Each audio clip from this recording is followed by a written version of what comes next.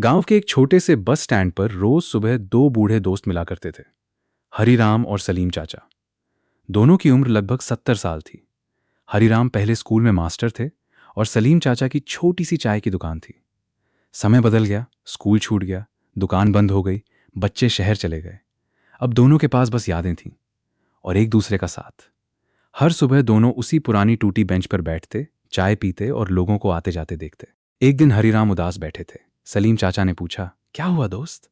हरीराम धीरे से बोले, जिंदगी भर मेहनत की, बच्चों को पढ़ाया, सबको आगे बढ़ते देखा, लेकिन आज लगता है कि अब मेरी कोई जरूरत नहीं। सलीम चाचा मुस्कुराए। उन्होंने पास खेल रहे एक छोटे लड़के को बुलाया और पूछा, बेटा, बड़े होकर क्या बनोगे? लड़का बोला, मास्टर जी जैसा। हरीराम चौंक गए। फिर एक आदमी वहां आया और सलीम चाचा के पैर छूकर बोला, चाचा, आपकी दुकान की चाय आज भी याद आती है।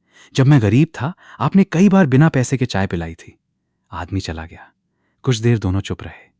फिर सलीम चाचा बोले, देख हरीराम, पेड़ बूढ़ा हो जाए तो फल देना बंद कर सकता है, लेकिन उसकी छांव कभी बेकार नहीं होती।